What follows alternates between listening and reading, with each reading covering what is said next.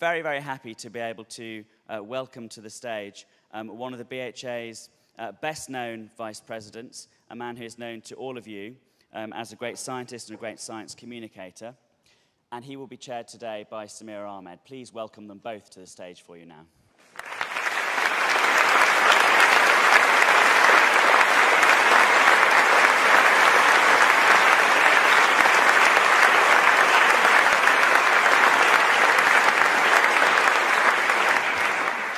Welcome to you all, and especially to Professor Richard Dawkins, who, as many of you will know, is Vice Chairman of the British Humanist Association. Now retired from Oxford University, so an emeritus professor. He was its Professor for Public Understanding of Science for 13 years till 2008, and his work as an evolutionary biologist here has engaged a global and, crucially, a general public with such best-selling books as The Selfish Gene and The Blind Watchmaker. As the man who popularized the concept of the meme, his often controversial interactions on social media, notably Twitter, and the memes that have resulted from some of his pronouncements have been interesting to watch too, and I'm sure we'll talk about them a bit. His book, The God Delusion, has sold more than 2 million copies and been translated into 31 languages, and it has been a prominent part of his campaigning. It's been directly linked to a significant rise in the number of self-declared atheists in the United States, where the Richard Dawkins Foundation campaigns particularly actively against religion in public life and in politics. And Professor Dawkins' book, The Magic of Reality, aimed at children, is part of his focused campaigning against religious schooling, which he regards as child abuse. And Professor Dawkins' public debates with religious leaders, such as the former Chief Rabbi of England and Wales, about the existence of God, illustrate his commitment to promoting atheism and taking on those debates publicly. So I'll be interviewing Professor Dawkins first, and then we will have plenty of time for questions. And I've just got to load my questions, sorry. Go. You took on campaigning against religion about the age when many people start planning on just retiring and kind of making peace with those issues. So why did you get active in the last 10 years? It's been a lifelong, it's been a lifelong thing. I mean, I wouldn't say that I started recently. The God Delusion is a relatively recent book, but really all my books are implicitly atheistic. The God Delusion is rather more explicitly atheistic. Why on earth would you stop just when you reach retirement age? And it seems to me to be every bit as important now as it ever was. And I want to go on to the end, which I trust will be a long time hence. Well, you're Vice Chairman of the British Humanist Association. Do you think there is an important distinction between atheism and humanism? Well, I suppose atheism is an intellectual position about whether or not there exists a supreme being, a supreme creator. There's some dispute about whether atheists say there positively is no supreme being, or whether atheists say there is no positive evidence for one, and therefore we're going to live our lives as though there is none. And you haven't asked me about that distinction, so I won't make a big thing of it. I mean, Darwin called himself an agnostic after Huxley, and other people call themselves atheists, meaning pretty much the same thing as Darwin meant by agnostic. But a humanist I take to be an atheist plus some kind of moral position, some kind of ethical position, some kind of perhaps political position. So we are not only atheists. If we're humanists, we are atheists who take a moral stand based upon rationality, based upon rational moral philosophy, on rational ethics. So we take our atheism further and bring it into the political and the social arena. And I think it is a very important distinction. And I wonder if, particularly if one looks at America, atheism has always been a dirty word there, and it's been associated very much historically through the Cold War with communism. Do you think atheism will always be a dirty word there anyway? It's a curious thing. You're right that in America it is a dirty word, and many people have, as you say, traced that back to McCarthyism and the association of atheism with communism. And there was a time in American circles when atheism and communism more or less went together as a single word, rather like strident atheism does today, as though it was all one word. So atheism still is a dirty word in America, and various people in America have sought to use just another word for exactly the same thing, like non-theist or bright or something like that. And I vacillate. It's a political decision, really, what's the best thing to call ourselves. I think I'm kind of veering towards saying, let's grasp the nettle, let's go on calling ourselves atheists and make people understand what it means, that it's actually rather a benign thing. There's nothing sinister, nothing aggressive about being an atheist. But there are many Americans who feel that the more softly approach is more politically expedient, and therefore use a word like non-theist or secularist or bright or something like that. And you can see why that's the heart of the discussion now, in a way, isn't it?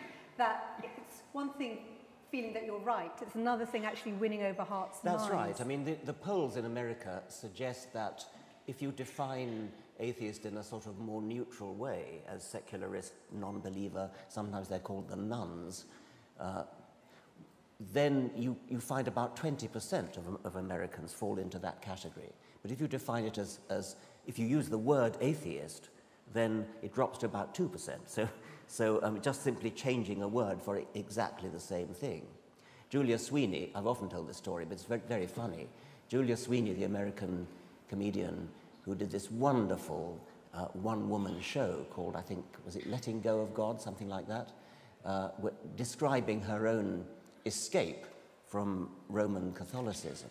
And it's a very, very amusing, very witty one-woman show. And towards the end of it, she describes her mother's reaction when her mother read in the paper that she was an atheist. And her mother said this, well, I don't mind you not believing in God, but an atheist?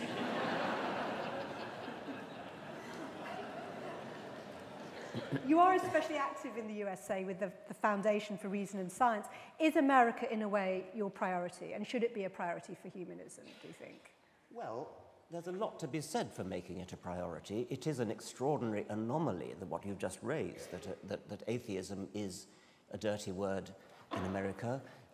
Theism is big business in America in a way that it isn't here. And that's an interesting point in its own right. We've recently had in George Bush a president who avowedly talked to God and let God tell him what to do, including invading Iraq. We have a country in which there's constant,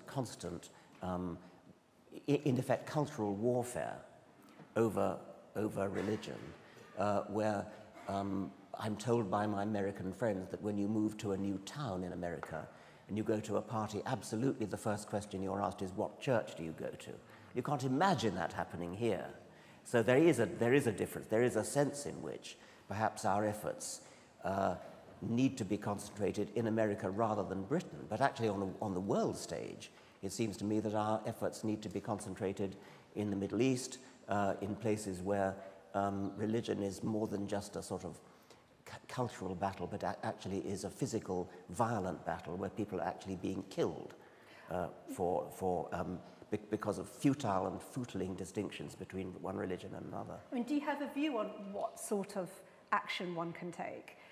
We've heard from some very brave campaigners in some of these countries, but when you look at the scale of it and you look at how entrenched the religious establishments are in running countries, reasonably, what are the first steps towards that? It's a very difficult thing. If you're talking about the Islamic world now. Yes, particularly countries, I mean, like Saudi Arabia, which are allies of Britain. I mean, so much of the Middle East. Even if you didn't have the current crisis with ISIS, and I wonder what your view is, someone with a position of such authority in the world of humanism, about how some of the people in this room could think about trying to help bring about change. I derive some comfort from talking to people in this room who come from this area, who tell me, and I hear it again and again, that the number of people who are dissenting from the predominant religion of that region is much greater than any of us on the whole realize.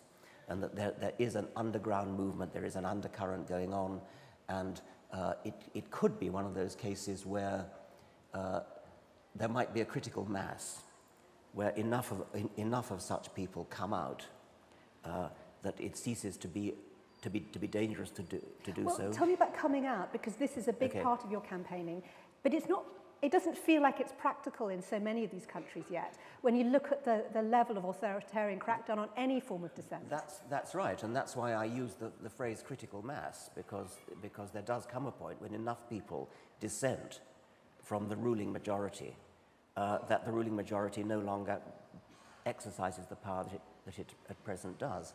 If everybody believes that they're the only one who is an unbeliever, then they're afraid to mention it. But if there were some way in which they could secretly know that there are lots and lots of other people. I mean, I get this in a small way when I go to, going back to the United States now, when I go on a lecture tour, I tend to concentrate wherever possible on the so-called Bible Belt.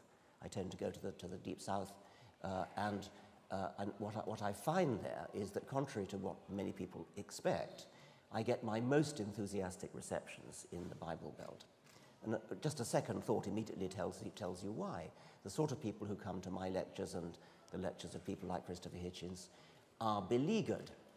They feel threatened by the society in which they live. And so when somebody like me goes there, I will fill a hall with 2,000, 3,000 people.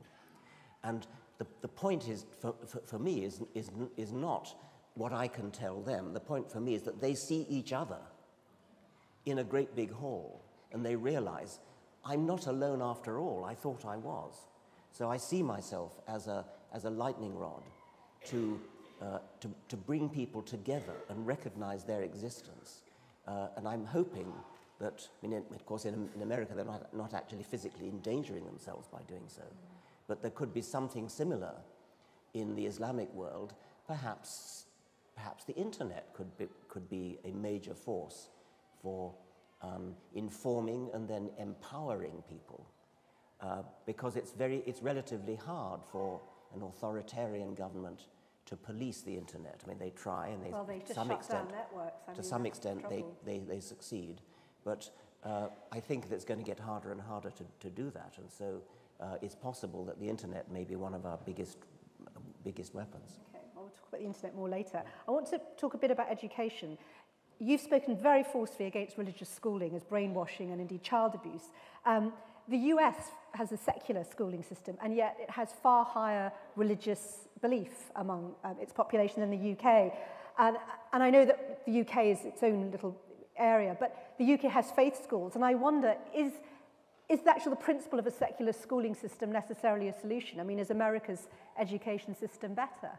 Well, the paradox has been noted that in places like Britain, where we do have an established church and where we have faith schools sponsored by the government, supported financially by the government, we are a relatively unreligious country, with the notable and sinister exception of Islam.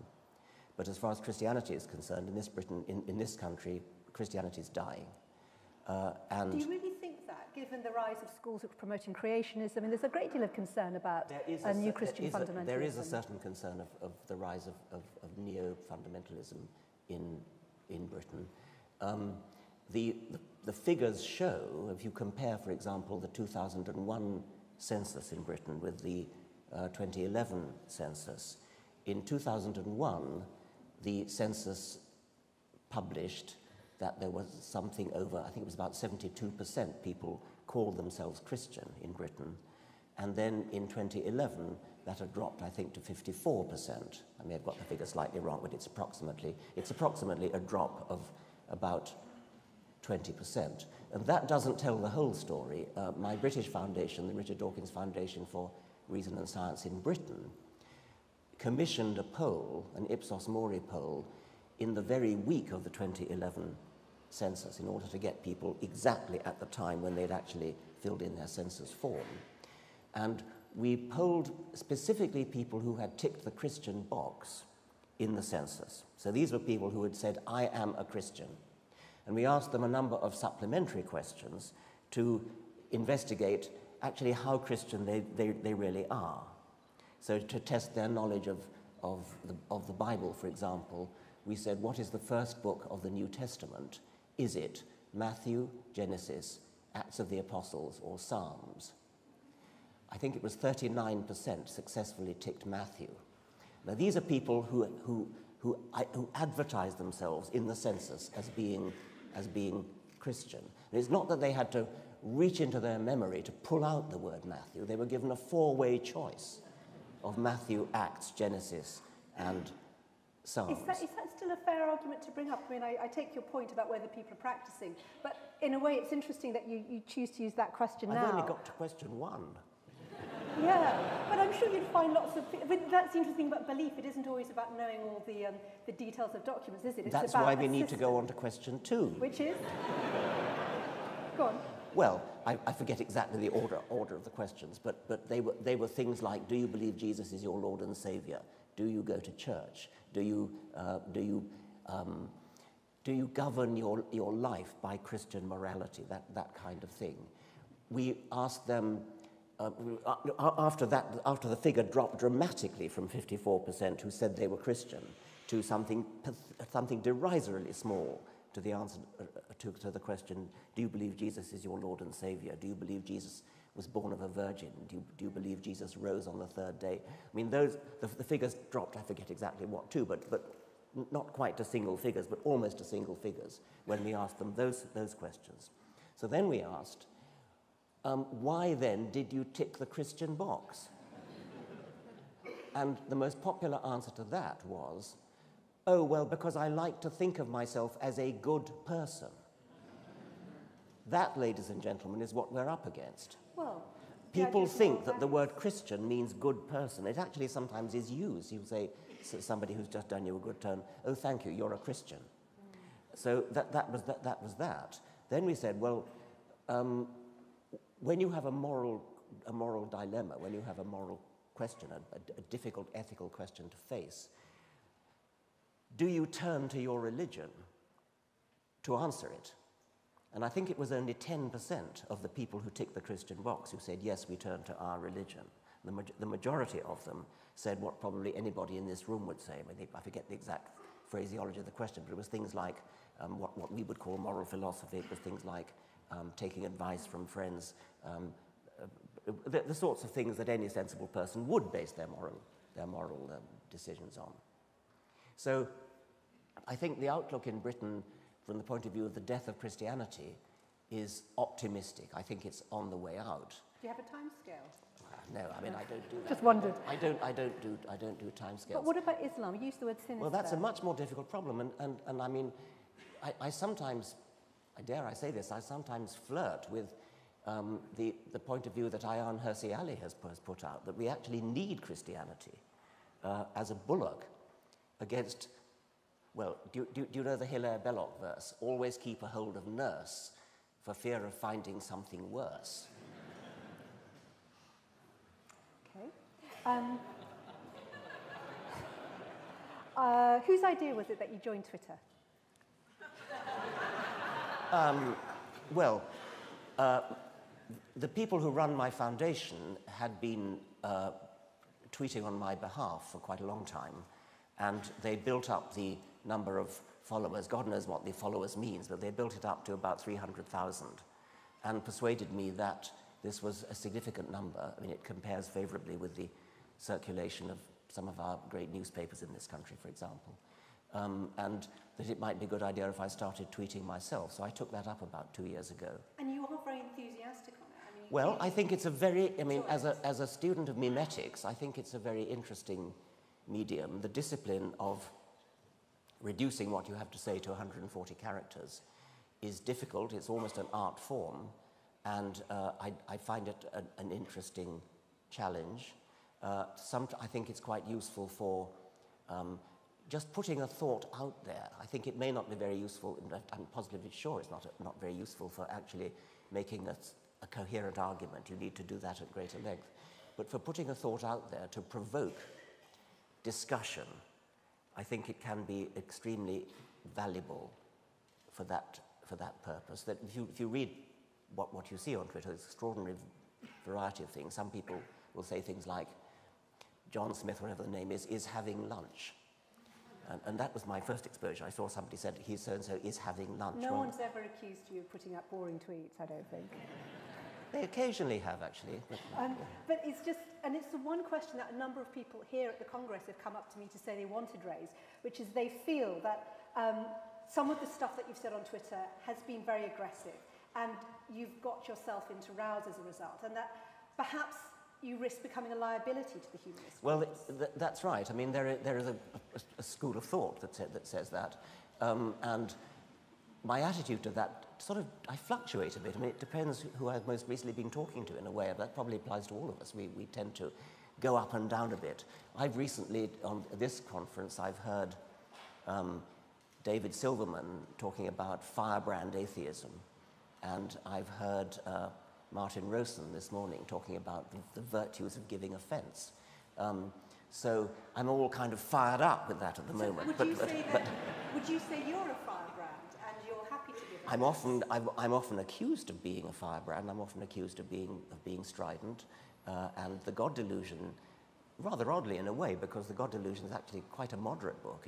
I like to think it's rather a humorous book, actually.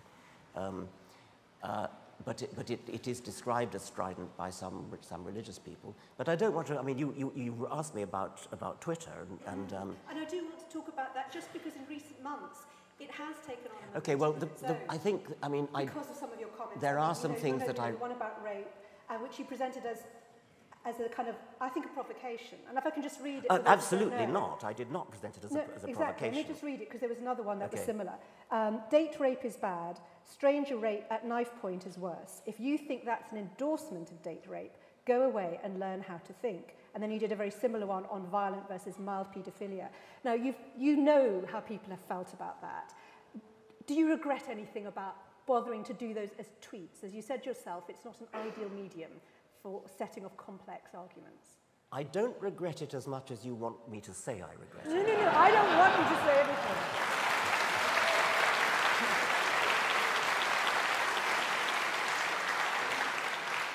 There are a whole lot of things going on. I'm actually slightly sorry you raised this, because I'm not sure that an audience of 1,000 humanists is that interested in this rather petty matter. But I will answer it. It's the idea of that you put these ideas out there, they cause a huge reaction, and you've seen what's happened, and your thoughts now about this whole thing. Let's take the first one. Date rape is bad. Violent rape at knife point is worse. Now, the general point I was trying to make was a logical one, which was that to say that something X is bad and Y is worse should not ever be taken as an endorsement of the one that's not so bad. So if X is bad, Y is worse. You would be amazed at the number of people who take that to be an endorsement of X, to say X is okay, you can do X. Now that is logically absurd, and it's pernicious. Now the next point is, why did you use rape rather than, somebody said, why didn't you say slapping somebody around the face is bad, breaking their nose is worse? I could have said that. It would have been completely pointless, because it's totally obvious. And actually, the general point is totally obvious.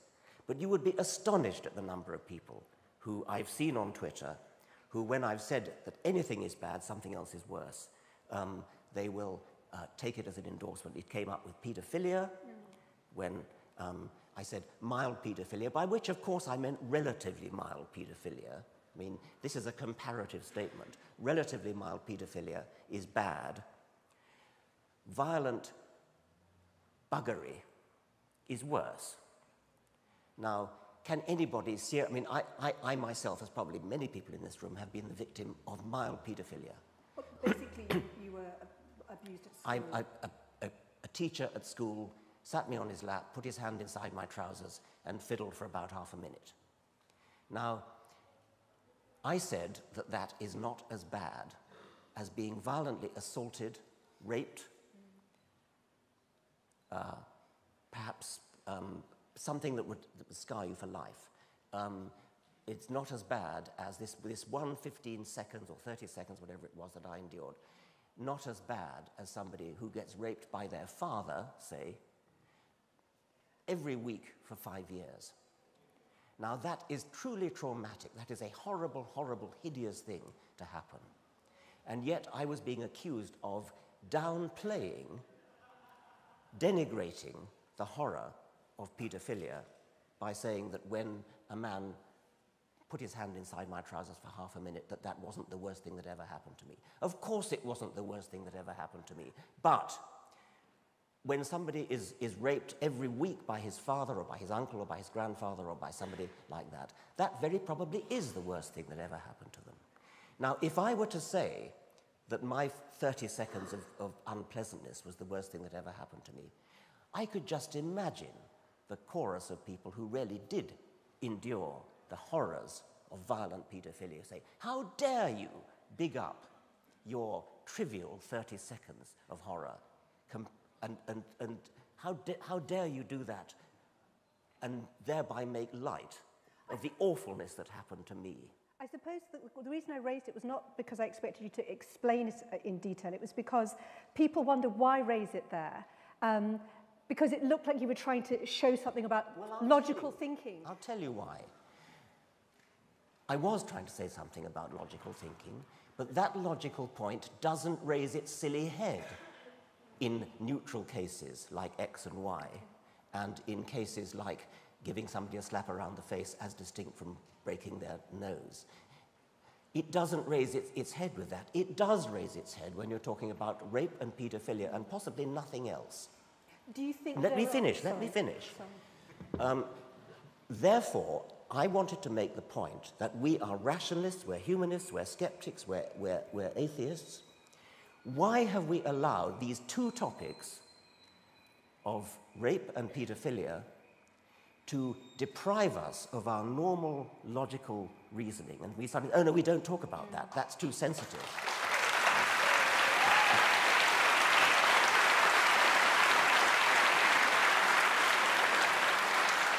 And I wrote this up on an article in my website, and I began with a fairly long introduction on the discipline of moral philosophy and how moral philosophers will take what may be painful cases. For example, a moral philosopher, a typical case might be, why don't we eat human roadkills? Typical moral philosophic dilemma. The person is dead already, so you're not killing in order to eat, whereas when you eat a cow, you do kill in order to eat. And you can, since you're doing philosophy, you're allowed to make the thought experiment as far-fetched as you like, and so you can say, this roadkill is unknown, he has no family, nobody to grieve for him, it's perfectly good meat, why not eat him? Well, I don't think you should, but it's the kind of thing that moral philosophers do. Moral philosophers talk about a dilemma such as there are 2 miners trapped underground, and it would cost $1 million to rescue them. And that $1 million could be spent on feeding goodness knows how many starving people. Do we spend the $1 million on rescuing the 2 miners, or do we instead leave the 2 miners to die and go and save thousands of lives? Again, I think we should rescue the miners, but it is a question that moral philosophers ask. Moral philosophers don't say, oh, you mustn't talk about that, it's too sensitive. And you still feel that way? There are no no-go areas for you still, despite the experience you've had on Twitter? I think that's right. I mean, insofar as there is a no-go area, it would be because I've learned that there are enough people on Twitter who will react in an emotional way to something which is attempting to be a purely rational discussion. If we're not rational in this room, what the hell are we? Okay.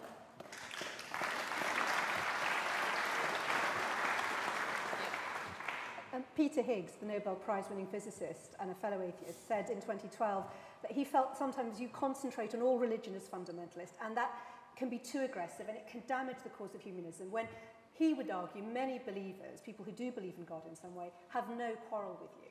Do you think he has a point? Yes, I mean, he's a great man, he's a great physicist. I've never actually met him, but I've enormous admiration for him. I think that there is a reasonable case to be made, and I think it's a largely political point, that if we are too aggressive as atheists, we turn off some of the people who might otherwise join us. And this is particularly true in the issue which is big in the United States and is maybe becoming big here soon, the question of creationism and evolution education.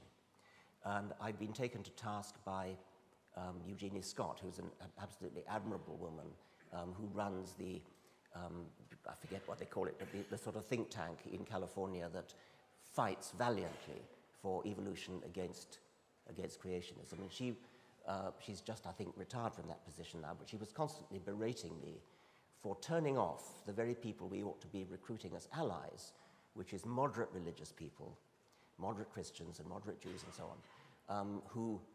Moderate Muslims? I mean, any Muslim who supports evolution, yes. Then the danger that she pointed out was that, and a lot of people have said the same thing, that you turn people off. If people go around believing that in order to believe in evolution, in order to accept evolution, they have to abandon their cherished religion. And her worry is, and worry a lot of people is, that if you go around saying that, then you'll lose a whole lot of people to scientific education because they will feel that they are damaging their religion, that they're having to abandon their religion. This is why I have on many occasions actually joined forces with moderate bishops and people like that in combating creationism. Is that something you're trying to do more of now? Well, I will. If there's any bishop here and wants to join with me, I'm very happy to do it. I've done it before. One example was the recent Bishop of Oxford, Richard Harries, who's a very good man and a good friend. We got together over that notorious school in Gateshead in the northeast, which was teaching young Earth creationism. And the Bishop of Oxford and I got together. We rounded up, I think I rounded up 9 Fellows of the Royal Society, and Bishop Harries rounded up, I think, half a dozen bishops, both Anglican and Roman Catholic. And we signed a joint letter which we sent to Tony Blair, who ignored it. So that's the kind of thing that I'm extremely happy to do. But to go back to the point about people who fear to embrace evolution because they fear that that will be the death of their religion. I do have a slightly mischievous take on that, which is if there are a lot of people in America who believe that, a lot of people in America who've been indoctrinated to believe that evolution is tantamount to atheism, we can prove that evolution is true. We've got the evidence. The evidence is absolutely cast iron. And therefore, if we persuade such people that evolution is true, maybe that will turn them into atheists. Okay.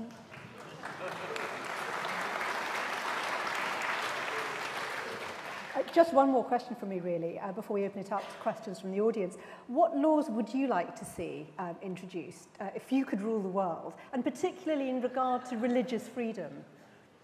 Well, when you said earlier that I was passionately against religious education, that's actually not quite true. I mean, in schools, I should have said. Yes, but no, I'm actually in favour of religious education in schools, but that's very different from religious indoctrination. Right. So I think that it is. I mean, when we found that result that only 39% of so-called Christians in the country can identify Matthew as the first book of the New Testament, I actually was rather shocked at that, because it seems to me to be it's part of our culture. Is part of any person's education in this country, that they should know something about the Bible.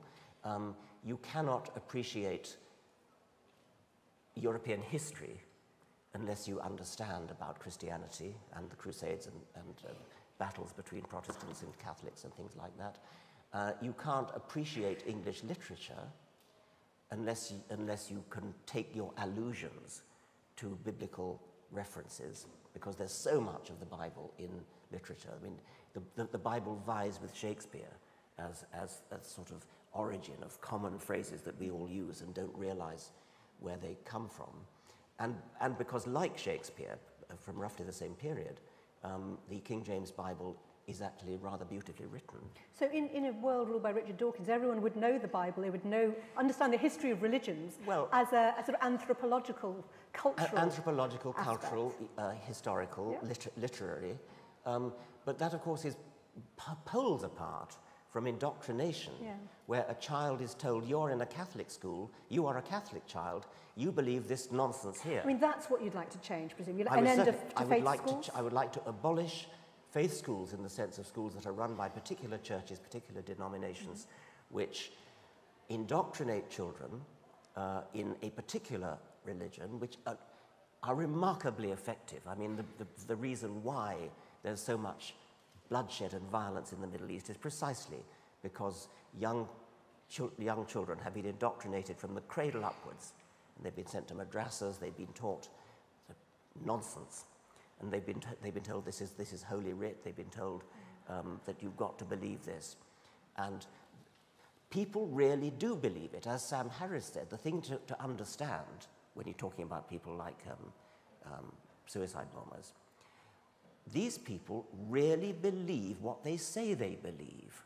And the reason they really believe what they say they believe is that they were told it as children at a vulnerable age. And the evidence that they do really believe it seems to me undeniable. The other big thing I have about children, and I've become almost a bore about this, is labeling of children. It's another aspect of the same thing, but indoctrination goes with the tying a label around a child and saying this is a Catholic child, this is a Protestant child, this is a Muslim child. And what really pisses me off about this is that it isn't only done by the religious. We all do it. It's part of our culture to label a child. We see in the newspapers in Northern Ireland Catholic children on their way to school being stoned by Protestants, or Protestant children on their way to school being stoned. The newspapers, which are not run by religion, it's not religious propaganda, it's simply accepted that there is such a thing as a Catholic child. No, there isn't. There's a child of Catholic parents. Don't ever talk about a Catholic child, a Protestant child, a Muslim child.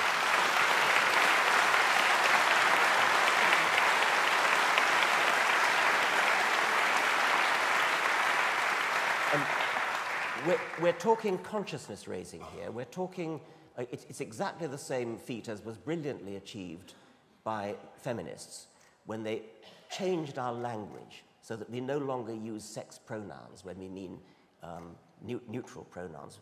We no longer use a phrase like one man, one vote. There's no law against talking about one man, one vote, but we've all had our consciousness raised. We don't do it anymore. If you hear somebody talking about one man, one vote, you flinch, you wince.